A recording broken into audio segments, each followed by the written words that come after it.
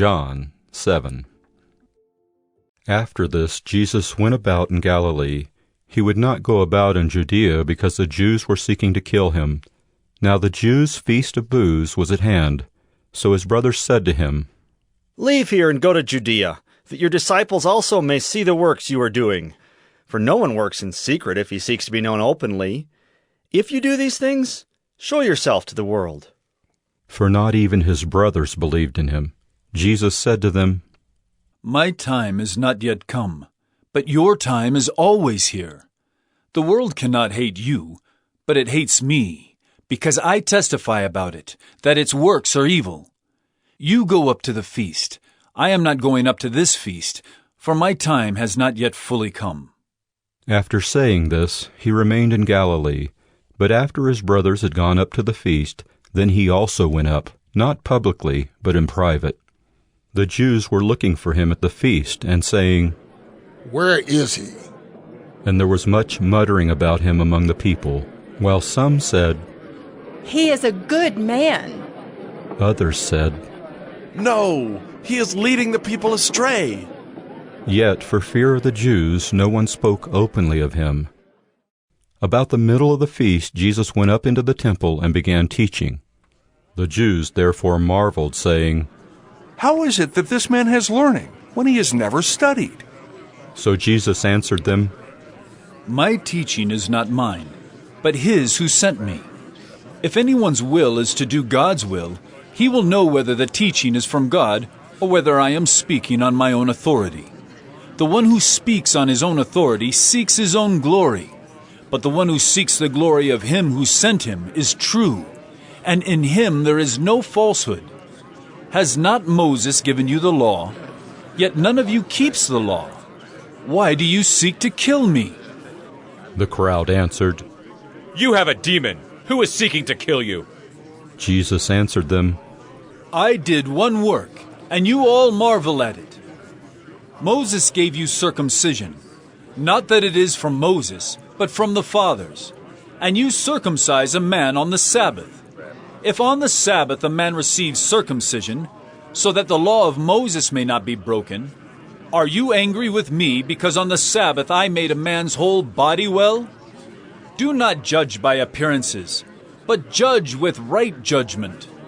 Some of the people of Jerusalem therefore said, "Is not this the man whom they seek to kill? And here he is, speaking openly, and they say nothing to him. Can it be that the authorities really know that this is the Christ?" But we know where this man comes from, and when the Christ appears, no one will know where he comes from. So Jesus proclaimed as he taught in the temple, You know me, and you know where I come from? But I have not come of my own accord. He who sent me is true, and him you do not know. I know him, for I come from him, and he sent me. So they were seeking to arrest him, but no one laid a hand on him because his hour had not yet come. Yet many of the people believed in him. They said, When the Christ appears, will he do more signs than this man has done? The Pharisees heard the crowd muttering these things about him, and the chief priests and Pharisees sent officers to arrest him. Jesus then said, I will be with you a little longer, and then I am going to him who sent me. You will seek me, and you will not find me.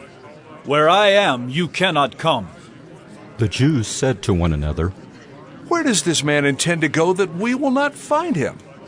Does he intend to go to the dispersion among the Greeks and teach the Greeks? What does he mean by saying, "You will seek me and you will not find me," and "Where I am you cannot come"? On the last day of the feast, the great day, Jesus stood up and cried out, If anyone thirsts, let him come to me and drink. Whoever believes in me, as the Scripture has said, out of his heart will flow rivers of living water. Now this he said about the Spirit, whom those who believed in him were to receive, for as yet the Spirit had not been given, because Jesus was not yet glorified. When they heard these words, some of the people said, This really is the prophet.